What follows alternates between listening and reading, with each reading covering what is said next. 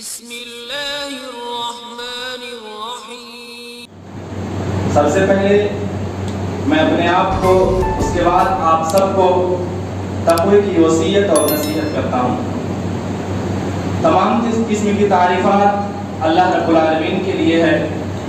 بعدہ درود و سلام ہو اللہ کے تمام انبیاء و رسول پر، خصوصاً ہمارے اور آپ کے آخری پیغمبر جناب محمد رسول اللہ صلی اللہ علیہ وسلم پر۔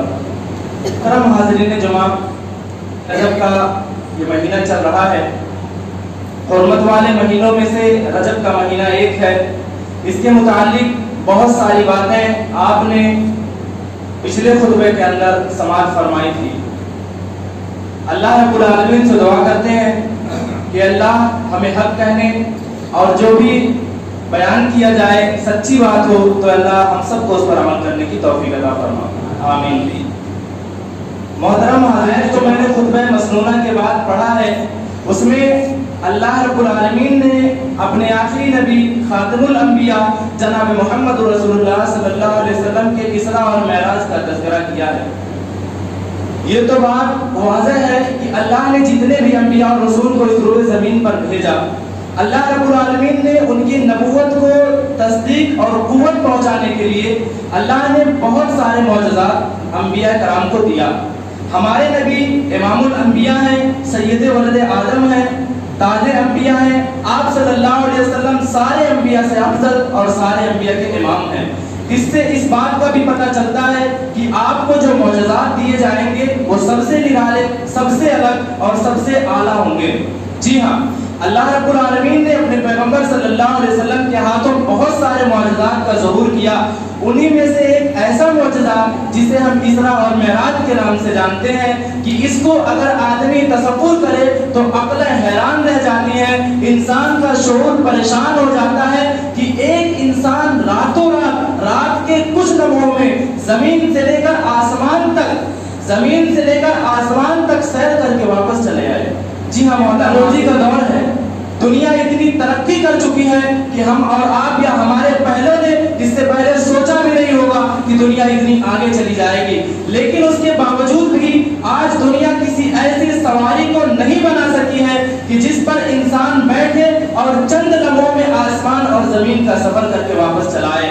اللہ رب العالمین جو کہ اس کائنات کا تنہ تنہا خالق اور مالک اور رازق ہے، اللہ رب العالمین کو یہ قوت اللہ رب العالمین کو ہے کہ اللہ رب العالمین اگر چاہے تو کن کے ذریعہ اس کائنات کے اندر جو چاہے اللہ رب العالمین پیدا کر دے۔ تو براق بھی اسی سواری کا نام ہے جس کا مالک اللہ ہے، جس کو وہ رفتار، جس کو وہ طاقت، جس کو وہ قوت اللہ رب العالمین نے عطا کی ہے، جس پر سوار کرا کے پیغمبر صلی اللہ علیہ وسلم کو زمین اور آسمان کی سیر کرائی گئی۔ محترم حاضرین جمعہ، جس آیت کا میں نے انتخاب کیا، اللہ رب العالمین نے کہا سبحان الذی اسری بعبدہ لیلا من المسجد الحرام الی المسجد الاقصی۔ پہلے آپ اس بات کو جان لیں کہ اس سفر کے اندر دو سفر ہیں۔ پہلا سفر زمینی ہے، مسجد حرام سے لے کر مسجد اقصی تک کا، اور دوسرا سفر ہے بیت المقدس یعنی مسجد اقصی سے لے کر کے آسمان تک کا۔ مسجد حرام سے لے کر کے یعنی خانہ کعبہ سے لے کر کے بیت المقدس تک کا جو سفر ہے اسے اسراء کہا جاتا ہے، زمینی سفر اسے اسراء۔ اور اس کے بعد جب اللہ کے پیغمبر صلی اللہ علیہ وسلم کو آسمان کی طرف لے جایا گیا اس کو معراج کہا جاتا ہے۔ لیکن دونوں کو ملا کر کے ہمارے زبان پر صرف معراج کا لفظ ہے جو دونوں معنی کو شامل ہے۔ محترم حاضرین، اسراء اور معراج کا تذکرہ میں اجمالی طور پر مختصر سے انداز میں آپ سب کے سامنے بیان کروں گا۔ اس کے بعد اللہ رب العالمین نے اس معراج کے ذریعہ آپ کی امت کو کیا پیغام دینا چاہا ہے، اس معراج کے ذریعہ ہمیں اور آپ کو کیا دروس، کیا عبرت، کیا فائدے، کیا حکمتیں ملتی ہیں، انشاءاللہ وہ بیان کرنے کی کوشش کی جائے گی۔ نبی مکرم صلی اللہ علیہ وسلم اپنے چچا زاد بہن حضرت ام ہانی کے گھر آپ سوئے ہوئے تھے۔ حضرت جبریل امین آتے ہیں، آپ صلی اللہ علیہ وسلم کے سینے مبارک کو چاک کیا جاتا ہے، آپ صلی اللہ علیہ وسلم کے دل کو زمزم سے دھویا جاتا ہے، اس کے بعد اس میں علم اور حکمت کی چیزیں ڈال دی جاتی ہیں، پھر آپ کے سینے کو سی دیا جاتا ہے یعنی بند کر دیا جاتا ہے۔ پھر آپ مسجد حرام سے لے کر براق سواری پر بیٹھتے ہیں اور اس کے بعد مسجد اقصی تشریف لے کر کے جاتے ہیں۔ راستے میں بہت سارے معاملات ہوئے لیکن وقت مختصر ہے۔ آپ مسجد اقصی پہنچے، آپ نے وہاں انبیاء کی امامت کرائی، اس کے بعد آپ صلی اللہ علیہ وسلم کو آسمان کی طرف لے جایا گیا۔ پہلے آسمان پر حضرت آدم علیہ السلام سے ملاقات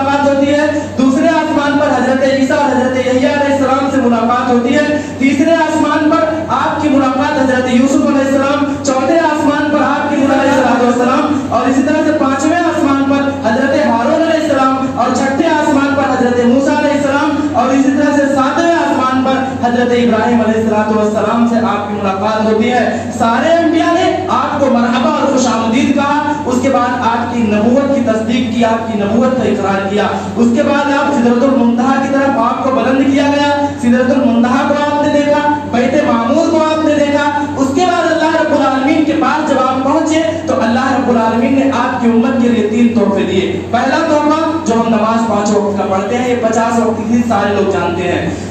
दूसरा तोहफा आपको सूरह बकरा की आखिरी आयत दी गई। तीसरा तोहफा जो आप सल्लल्लाहु अलैहि वसल्लम को अता किया गया, वो अल्लाह ने आपसे ये वादा किया कि आपकी उम्मत में से जो भी शख्स इस हालत में वफात पाएगा, इस हालत में उसकी मौत होगी कि उसने शिर्क नहीं किया होगा, तो अल्लाह रब्बुल आलमीन उसकी खताओं को माफ कर देगा, यानी उसका जन्नत में दाखिला यकीनी है, उसका जन्नत। ये 3 चीजें आप सल्लल्लाहु अलैहि वसल्लम को वहां मिली।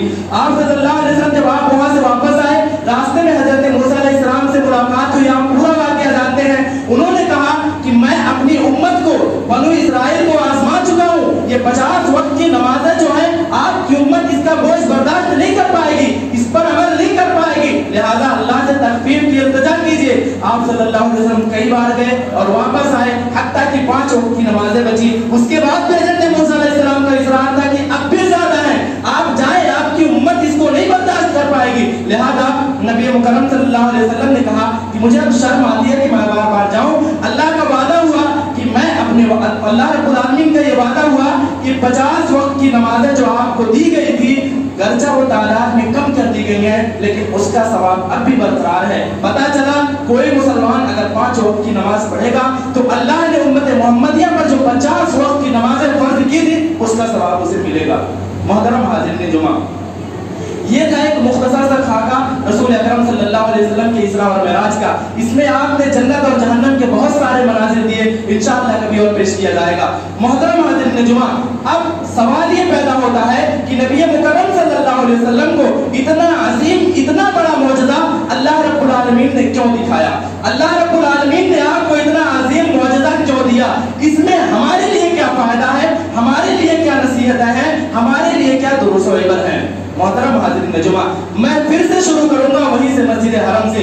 नबी मुकर्रम सल्लल्लाहु अलैहि वसल्लम को जब हजरत जिब्रील अलैहिस्सलाम सवारी पर बिठाने के लिए बुर्राक को आए, सही बुखारी के अंदर मौजूद है कि नबी करीम सल्लल्लाहु अलैहि वसल्लम जब उस पर सवार होना चाहे थे तो वो बुर्राक जो थे बिदकने लगा, जानवर की फितरत होती है। हजरत जिब्रील अलैहिस्सलाम ने उसके कान में कहा, क्या जानते हो कि तुम्हारे पीठ पर कौन सवार होना चाहता है? नबी मुकर्रम सल्लल्लाहु अलैहि वसल्लम का नाम लिया। बुर्राक का यह आलम था कि उसके पसीने छूटने लगे। मोहतरम हाज़िरीन, यहाँ हमारे सबसे पहले हमें फायदा क्या मिलता है, इबरत क्या मिलता है? बुर्राक एक जानवर है, एक तेज रफ्तार सवारी है जिसके जरिए अल्लाह के पैगंबर सल्लल्लाहु अलैहि वसल्लम को इसरा और मेराज कराएगी।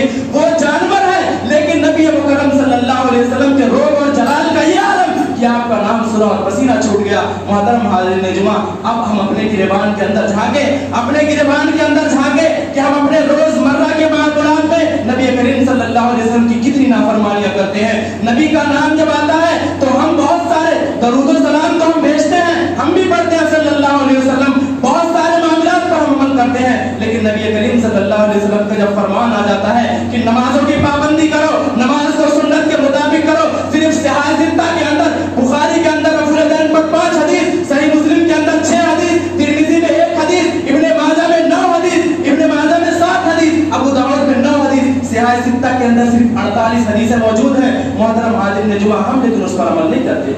हम जैसे बहुत सारे हमारे भाई इस पर अमल नहीं करते। नबी करीम सल्लल्लाहु अलैहि वसल्लम की बुर्राक एक जानवर है, ये हमें नसीहत देती है कि नबी के फरमान पर अमल करें। आगे चले, नबी अकरम सल्लल्लाहु अलैहि वसल्लम आगे बढ़ते हैं। आप सल्लल्लाहु अलैहि वसल्लम जब आप इमामुल अंबिया हैं, अंबिया की आप सल्लल्लाहु अलैहि वसल्लम ने इमामत कराई, वहां आपने अपनी सवारी को वहां बांधा था जहां सारे अंबिया अपनी सवारी को बांधते हैं। यहाँ हमें नसीहत ये मिलती है कि सारे अंबिया पर मुझको और आपको और तमाम मुसलमानों को ईमान लाना वाजिब है, ये ईमान का जुज़ है। लेकिन नबी मुकर्रम सल्लल्लाहु अलैहि वसल्लम सबसे अफजल इमामुल अंबिया है, आप सैयद वलद आदम हैं। इस बात का भी तस्दीक करनी पड़ेगी। जब तक कोई मुसलमान इस चीज की तस्दीक नहीं करेगा, सारे अंबिया पर ईमान नहीं लाएगा, नबी मुकर्रम सल्लल्लाहु अलैहि वसल्लम को सबसे अफजल और बरतर नहीं मानेगा। शायद कि ऐसा आदमी मुसलमान भी नहीं हो सकता। मोहतरम हाज़िरीन जुमा, आगे बढ़े। रसूल अकरम सल्लल्लाहु अलैहि वसल्लम को आसमान की बुलंदियों में ले जाया गया। फरिश्तों ने मुख्तसर सा सवाल किया, आपके साथ कौन है? क्या अल्लाह का हुक्म है? अल्लाह के जवाब के बाद मरहबा कहा, आपकी नबूवत की तस्दीक की। गोया कि सारे अंबिया ने आप सल्लल्लाहु अलैहि वसल्लम की नबूवत को माना। जब तक नबी मुकर्रम सल्लल्लाहु अलैहि वसल्लम को कोई आखिरी नबी नहीं मानेगा, खातमुल अंबिया नहीं मानेगा, वो नबी करीम सल्लल्लाहु अलैहि वसल्लम पर ईमान लाने वाला नहीं हो सकता। और इस मौजूदे पर आपको और मुझको सबको ईमान लाना होगा। आगे का पूरा माजरा मैं आपके सामने बयान कर चुका हूँ। नबी मुकर्रम सल्लल्लाहु अलैहि वसल्लम जब वापस तशरीफ लाते हैं और जब सुबह होती है, लोगों को अपनी इस बात को बयान करते हैं, तो कुफ्फार मक्का मुख्तलिफ किस्म की चीजें आप सल्लल्लाहु अलैहि वसल्लम पर बेहुदा इल्जाम लगाते हैं कि आप ऐसे हैं, आप वैसे हैं। मेरे भाई, यहाँ इस बात का ये पता चला, यहाँ उन लोगों को अपने ईमान पर, अपने अकल पर, अपने अकीदे पर नजरसानी करनी चाहिए जो रसूलुल्लाह की हदीस का इनकार करते हैं, जो उनके अकल के मुताबिक नहीं होती है। मुनकिरीन हदीस जो हैं, उनको इस बात का ईमान लाना चाहिए कि हमारे अकल को अल्लाह ने उस लायक बनाया ही नहीं कि अल्लाह के सारे मामलात को हम समझ सके। मेरे भाई, मैं आप सबको इसकी मिसाल एक छोटे से मिसाल से दुनिया से आपको दूंगा। यूं समझिए कि किसी के पास इलेक्ट्रॉनिक छोटा सा तराजू है, उसका वजन ज्यादा से ज्यादा 40 से 50 किलो का है, यानी उतना वजन वो बर्दाश्त कर सकता है। आप 40 से 50 किलो के भीतर अगर उस पर वजन करेंगे तो वो सही वजन आपको बताएगा। लेकिन अब अगर कोई आदमी ये करे कि उस पर 2 कुंटल का सामान लाद दे, आप मुझे बताएं कि वो तराजू सही सलामत बचेगा? क्या वो वजन को बताएगा? जबकि उसकी हैसियत सिर्फ 50 किलो तक बताने की है। हरगिज़ नहीं बताएगा। या तो वो टूट जाएगा या तो उसके अंदर गड़बड़ी पैदा हो जाएगी। फिर आप 2-4 किलो भी रखेंगे तो कितना बताएगा कोई नहीं जानता है। तो हमारा अकल भी उसी के मुतरादिफ है। अल्लाह ने जितना अकल मुझे और आपको दिया है, अल्लाह की आयात के बारे में, अल्लाह की निशानियों के बारे में गौर फिक्र करने के लिए हम उतने ही में करें जो हमारे शऊर से बाहर है। अगर हम उसको सोचने की कोशिश करेंगे, या तो हम गुमराह हो जाएंगे, हदीसों का इनकार कर बैठेंगे, या तो कुरान का इनकार कर बैठेंगे। इसलिए हमारे अकल की कमी है कि हम इस मौजूदे का तसव्वुर नहीं कर सकते। बाकी नबी करीम सल्लल्लाहु अलैहि वसल्लम के इस मौजूदे पर सबको ईमान लाना पड़ेगा। इस पर उम्मत का इज्मा है। चाहे कोई बात अगर वो साबित है, सही हदीस के अंदर मौजूद है, हमारी अकल उस बात को कबूल करे या ना करे, लेकिन हमें उस पर ईमान लाना पड़ेगा। वरना अगर कोई इस मौजूदे का इनकार करेगा तो उसका अकीदा भी मुशरिकीन मक्का की तरह होगा, जो नबी करीम सल्लल्लाहु अलैहि वसल्लम के इस मौजूदे पर आपका मजाक और आपकी तौहीन कर रहे थे। मोहतरम हाज़िरीन जुमा, रसूल अकरम सल्लल्लाहु अलैहि वसल्लम की इन बातों पर ईमान लाना। और अब आगे बढ़ते हैं। अल्लाह रब्बुल आलमीन ने जिन चीजों के जरिए तज़किरा किया है, सुब्हानल्लज़ी, अल्लाह रब्बुल आलमीन पाक है। सुब्हानल्लज़ी बिअब्दिही, वो ज़ात पाक है जिसने अपने बंदे को सैर कराई। पता चला नबी करीम सल्लल्लाहु अलैहि वसल्लम खुद नहीं गए थे, आपको बुलाया गया था। आप सल्लल्लाहु अलैहि वसल्लम खुद नहीं गए थे, आपको ले जाया गया था, अल्लाह ने बुलाया था। ये अल्लाह की जानिब से आपको मौजज़ा अता किया गया था।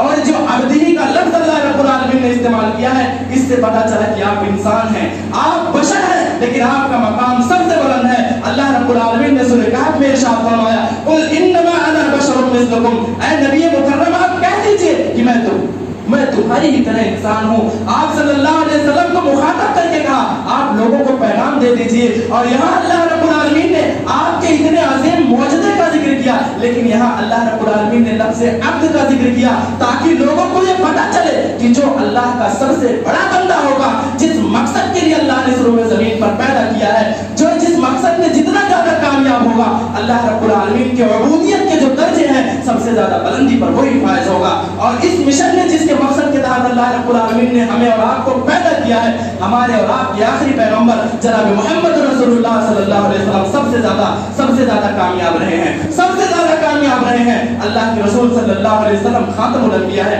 मेरे भाई, रात के अंदर अल्लाह के रसूल सल्लल्लाहु अलैहि वसल्लम को ये मेराज कराया गया था। बाद हज़रात ने जो ये अकीदा कर लिया है कि वक्त रोक दिया गया था, वक्त नहीं रुका था। अल्लाह रब्बुल आलमीन ने रात के कुछ लम्हों में ही अल्लाह रब्बुल आलमीन ने सैर कराई थी। अल्लाह हर चीज पर कादिर है, इस कायनात का वो तमाम मालिक है। वो जो चाहे, जैसा चाहे, जब चाहे, जितना चाहे, जितने देर में चाहे अल्लाह रब्बुल आलमीन कर सकता है। इन्नल्लाह अला कुल्लि शैइन कदीर, अल्लाह हर चीज पर कादिर है। अगर कोई ये कहेगा कि वक्त को रोक दिया गया, गोया कि आपको अल्लाह की कुदरत पर एतबार नहीं है कि अल्लाह चंद लम्हों में जो चाहे वो कर सके। लिहाजा आपको ये मानना पड़ेगा कि रात के कुछ लम्हों में अल्लाह रब्बुल आलमीन ने अपने पैगंबर को इसरा और मेराज कराई।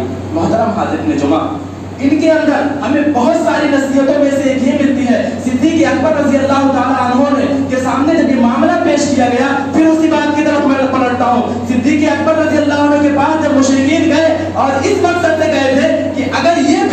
کے اس بات کا انکار کر دیں گے تو دوسرے لوگ کے لیے تو اور آسان ہے. کہا کہ جس نبی پر تم ایمان لاتے ہو کہتے ہیں کہ میں نے رات کے کچھ لمحوں میں آسمان اور زمین کی سیر کرایا ہے.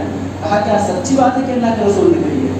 کہا ہاں وہ ایسا کہتے ہیں. مشرکین تو خوش ہو گئے تھے کہ شاید ہمارے کام میں یاد آئیں گے. کہا اگر انہوں نے کہا ہے تو میں اس بات پر تصدیق کرتا ہوں, ایمان لاتا ہوں. ارے روز میں اس بات پر ایمان لاتا ہوں کہ آسمان سے فرشتے میرے نبی پر نازل ہوتے ہیں. وہ کیا بڑی بات ہوگی کہ ایک دن اللہ نے اپنے نبی کو یہ وہاں بلا لیا, کیا بڑی بات ہوئی. اسی وقت حضرت ابوبکر رضی اللہ عنہ کا وہی سے لقب صدیق اکبر پڑا. آپ صلی اللہ علیہ وسلم کے بعد اس امت کے اندر یہ آپ کا اسراء اور معراج اس بات کا بھی پیغام دیتا ہے کہ نبی مکرم صلی اللہ علیہ وسلم کے بعد اس امت کے اندر سب سے بلند اگر کسی کا مقام ہے, نبیوں کے بعد اس روئے زمین پر جتنے بھی انسان پیدا ہوئے ہیں سب سے بلند اگر کسی کا مقام ہو تو صدیق اکبر ہیں. ان کے بعد دوسروں کے مرتبے آتے ہیں. آپ کو اور مجھ کو اور سارے لوگوں کو اس بات پر بھی ایمان لانا پڑے گا کہ رسول اکرم صلی اللہ علیہ وسلم کے بعد اس امت کے اندر سب سے بلند مقام حضرت ابوبکر صدیق رضی اللہ عنہ کا ہے. محترم حاضرین جمعہ, رسول اکرم صلی اللہ علیہ وسلم جب معراج پر اللہ رب العالمین کے پاس گئے, اس معاملے میں بھی بہت سارے اختلاف ہیں. لوگوں نے بہت سارے عقائد کر لیے ہیں کہ عرش پر اللہ رب العالمین کا اپنی آنکھوں سے نبی مکرم صلی اللہ علیہ وسلم نے دیدار کیا. آپ اٹھائیے صحیح بخاری, کہیں اور باہر کی روایت نہیں. نبی کریم صلی اللہ علیہ وسلم کی پیاری بیوی میری اور آپ کی اور تمام مومنوں کی ماں ام المومنین عائشہ صدیقہ رضی اللہ عنہا بیان کرتی ہیں کہ من زعم ان محمدًا رأى ربه فقد آدم. جو آدمی اس بات کا گمان کرتا ہے, جو آدمی اس بات کو اپنی زبان سے کہتا ہے, جس شخص کا یہ عقیدہ ہے کہ نبی مکرم صلی اللہ علیہ وسلم نے اللہ کو اپنی آنکھوں سے دیکھا, وہ آدمی بہتان باندھتا ہے, وہ آدمی جھوٹا ہے. ہاں یہ بات ضرور ہے کہ آپ نے حضرت جبریل کو اپنی اصلی آنکھوں سے اصلی روپ میں اس وقت آپ صلی اللہ علیہ وسلم نے دیدار کیا تھا. لہذا پتہ یہ چلا کہ نبی مکرم صلی اللہ علیہ وسلم نے اللہ رب العالمین کا دیدار نہیں کیا. یہ حدیث کسی عام کتاب کے نہیں بلکہ صحیح بخاری میں یہ چیز موجود ہے جس کی صحت پر, جس کے صحیح ہونے پر پوری امت کا اتفاق ہے. آپ صلی اللہ علیہ وسلم کے صحابہ ہیں, آپ صلی اللہ علیہ وسلم کے کئی صحابہ نے اس بات کا سوال کیا کہ پیغمبر صلی اللہ علیہ وسلم کیا اللہ کو آپ نے دیکھا ہے؟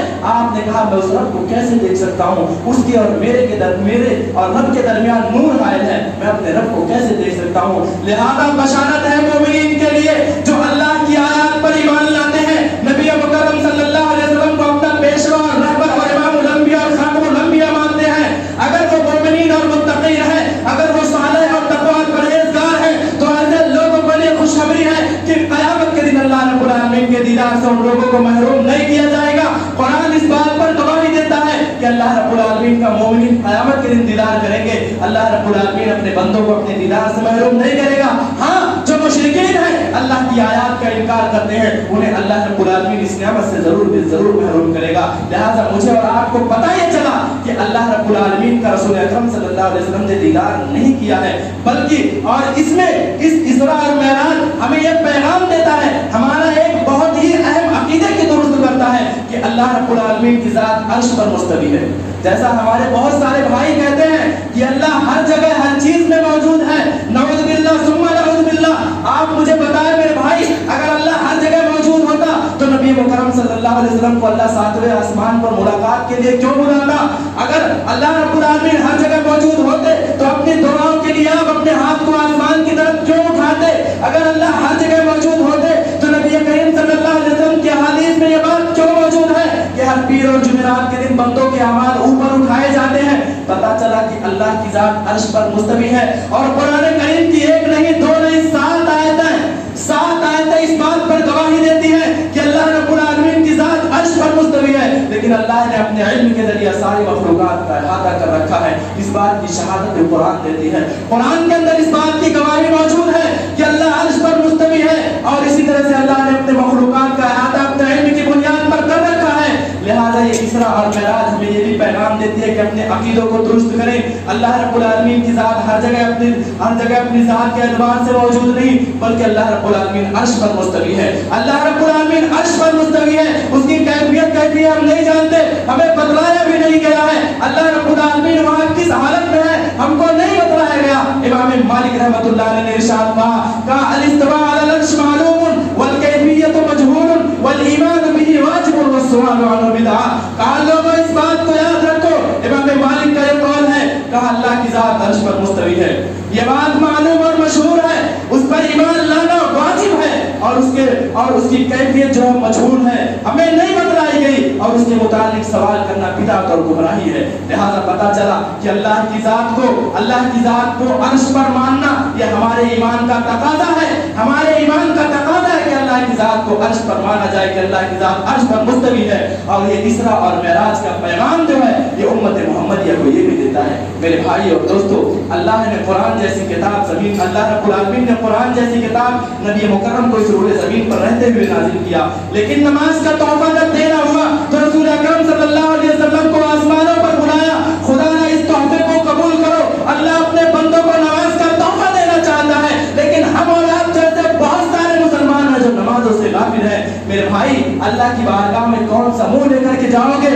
کس حساب سے اللہ کی بارگاہ میں پیش ہوگے؟ اللہ کے تحفے کو ٹھکرا رہے ہو؟ اللہ رب العالمین 5 نمازوں کے بدلے میں 50 نمازوں کا ثواب دے رہا ہے، لیکن نمازوں سے غفلت برتنا، اللہ رب العالمین کو حقوق میں خیانت کرنا، اللہ کے رسول صلی اللہ علیہ وسلم کے آپ صلی اللہ علیہ وسلم کے نبوت پر کامل طور پر ایمان نہ لانے کے مترادف ہے۔ اس لیے نمازوں کی پابندی کریں، یہ اللہ رب العالمین کا ایک عظیم تحفہ ہے۔ اور اسی طرح سے یہ اسراء اور معراج میں جو ایک پیغام ہم دیتی ہے، جب نبی مکرم صلی اللہ علیہ وسلم نماز کو لے کر کے واپس آ رہے تھے، حضرت موسیٰ علیہ السلام سے جب ملاقات ہوئی تو حضرت موسیٰ علیہ السلام نے کیا کہا کہ اے محمد صلی اللہ علیہ وسلم، آپ کی امت اس کا بوجھ برداشت نہیں کر پائے گی، میں بنو اسرائیل کو آزما چکا ہوں، لہذا تخفیف کرائیے۔ یہ بات ہمیں اس بات کا پیغام دیتے ہیں کہ نبی مکرم صلی اللہ علیہ وسلم کو علم غیب بھی نہیں تھا، ورنہ حضرت موسیٰ کہتے اے محمد صلی اللہ علیہ وسلم، آپ کو تو اللہ نے علم غیب دیا ہے، آپ کو تو پتا ہے نا کہ آپ کی امت اس کا بوجھ برداشت نہیں کر پائے گی، لیکن حضرت موسیٰ علیہ السلام جی اس بات کو جانتے ہیں کہ غیب اللہ کا خاصہ ہے، اللہ اپنی مخلوقات میں سے کسی کو غیب نہیں دیتا، اس لیے ان الفاظ کا استعمال کیا، یہ آپ نہیں جانتے، آپ کی امت برداشت نہیں کر پائے گی، میں آزما چکا ہوں بنی اسرائیل کو، اپنے تجربے کی بنیاد پر کہا، گویا کہ یہ اسراء اور معراج ہمیں بھی اس بات کا پیغام دیتی ہے کہ نبی مکرم صلی اللہ علیہ وسلم کو علم غیب نہیں تھا۔ میرے بھائی، یہ رسول اکرم صلی اللہ علیہ وسلم کا معجزہ تھا جو ہمیں بہت سارے دروس و عبر سے واقف کراتی ہے، ہمارے عقائد کی درستگی کرتی ہے، ہمارے عقائد کی اصلاح کرتی ہے، لہذا اس پر ایمان لانا ہر مسلمان کے لیے واجب ہے۔ اور میرے بھائی، میں نہیں توحید کا ماننے والا، قرآن مقدس پر ایمان لانے والا، نبی مکرم صلی اللہ علیہ وسلم پر ایمان لانے والا کوئی بھی مسلمان اپنے ان بھائیوں سے سوال کر سکتا ہے جو نبی مکرم صلی اللہ علیہ وسلم کے متعلق یہ بات رکھتے ہیں کہ آپ کو علم غیب حاصل ہے۔ میرے بھائی، مدت آپ سب کو، مجھے اور تمام مسلمانوں کو قیامت تک کی دی جاتی ہے، قرآن آپ کے سامنے موجود ہے، حدیث کی کتابیں آپ کے سامنے موجود ہے، قرآن سے صرف ایک آیت ایسی کوئی پیش کریں کہ جس میں اس بات کی تصدیق ہو، علم غیب کا لفظ ہو، نبی کریم صلی اللہ علیہ وسلم کی نسبت ہو، قیامت آ جائے گی، لیکن قرآن سے کوئی ایک آیت پیش نہیں کر سکتے۔ حدیث کا ذخیرہ آپ کے سامنے موجود ہے، آپ اٹھائیے حدیث کی کسی بھی کتاب کو اور ایک حدیث ایسی کوئی پیش کریں جس میں نبی مکرم صلی اللہ علیہ وسلم کے لیے علم الغیب کا لفظ موجود ہو اور نبی کریم صلی اللہ علیہ وسلم کی اس کی نسبت کی گئی ہو کہ آپ کو علم غیب حاصل ہے۔ قیامت آ جائے گی، لیکن یہ بات پیش نہیں کیا جا سکتا کیونکہ کسی بھی مسلمان، کسی بھی صحابی کا یہ عقیدہ نہیں تھا۔ لہذا اسراء اور معراج ہمیں پیغام دیتی ہے کہ اللہ کی ذات عرش پر مستوی ہے، اس پر ایمان لایا جائے۔ نبی مکرم صلی اللہ علیہ وسلم کو علم غیب نہیں تھا، ایمان لایا جائے۔ معجزات ہمارے عقل سے پرے ہیں، اس کو تصور نہیں کر سکتے۔ شریعت کی ہر بات کو اپنے میزان پر، اپنے عقل پر نہ تولا جائے، اس پر ایمان لایا جائے۔ اللہ کے رسول صلی اللہ علیہ وسلم بشر ہیں، لیکن آپ صلی اللہ علیہ وسلم کا مقام سب سے بلند ہے۔ اگر آپ کو نور آپ مانیں گے میرے بھائی، ابراہیم حضرت جبریل علیہ السلام نوروں کے سردار ہیں، ملائکہ کے سردار ہیں، جہاں ان کے منزل کی ابتدا ختم ہوتی ہے۔ اگر میں یہ کہہ دوں تو بے جانا ہوگا شاید میری بات کہ جہاں نوریوں کے سردار کے منزل کی اختتام ہوتی ہے، وہاں ابن آدم بشریوں کے سردار کے منزل کی حقیقی میں ابتدا ہوتی ہے۔ ہمارے اور آپ کے پیغمبر کا یہ عالم ہے، اگر کوئی نبی کریم صلی اللہ علیہ وسلم کو بشر اور انسان مانتا تو اس کی توہین نہیں کرتا ہے۔ میرے بھائی، حضرت جبرائیل علیہ السلام ملائکہ کے سردار ہیں، لیکن جب سدرۃ المنتہا پر پہنچے تو کیا کہا؟ اس کے آگے اگر میں جاؤں گا تو اللہ کی تجلی مجھے جلا کر خاک کر دے گی۔ محمد عربی صلی اللہ علیہ وسلم بشر ہے، اس کے آگے آپ صلی اللہ علیہ وسلم کو اجازت مل جانے کی۔ یہ مقام ہے ہمارے نبی کا، اس مقام پر اللہ نے بلند کیا ہے۔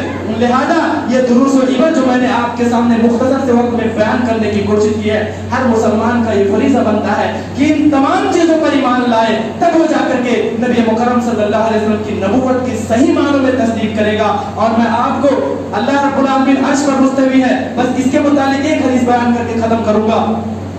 अल्लाह के रसूल सल्लल्लाहु अलैहि वसल्लम के एक सहाबी हैं, एक लौंडी को आजाद करना चाहा, बड़ी मशहूर हदीस है। आप सल्लल्लाहु अलैहि उन्होंने कहा मैं इन्हें आजाद करना चाहता हूं, कहा मेरे पास लाओ। जब लाया गया तो उनसे आप सल्लल्लाहु अलैहि वसल्लम ने सवाल किया ऐन अल्लाह, अल्लाह कहां है? उन्होंने ये नहीं बताया कि हर जगह मौजूद है, कहा फिस समा, अल्लाह आसमानों में है। कहा मैं कौन हूं? कहा मोहम्मद रसूलुल्लाह है, आप मोहम्मद और अल्लाह रब्बुल आलमीन के रसूल हैं। आप सल्लल्लाहु अलैहि वसल्लम का इस पर जवाब क्या था? कहा ये मोमिना है, इसे आजाद कर दो। लिहाजा जो इस बात की तस्दीक करेगा कि नबी मुकर्रम सल्लल्लाहु अलैहि वसल्लम अल्लाह के रसूल हैं, अल्लाह अर्श पर मुस्तवी है, नबी मुकर्रम सल्लल्लाहु अलैहि वसल्लम बशर हैं, आपको मेराज कराई गई जिस्मानी और रूहानी दोनों हालत में, खाक में नहीं हकीकी हालत में जिस्म समेत आपको मेराज कराई गई। और इसी तरह से शरीयत की सारी बातें जो इन बातों पर ईमान लाएगा, हकीकी मानों में अल्लाह के कुरान पर, नबी मुकर्रम सल्लल्लाहु अलैहि वसल्लम के फरमान पर, वो सच्चे मानों में वही ईमान लाने वाला है। अब अल्लाह रब्बुल आलमीन से दुआ करते हैं कि इलाहुल आलमीन हम तमाम मुसलमानों को इसरा और मेराज से जो दुरूस और इबर जो हमारे लिए फायदे अल्लाह रब्बुल आलमीन होए, अल्लाह तो हमें उन तमाम बातों पर सच्चे दिल से ईमान लाने की तौफीक अता फरमा। आमीन।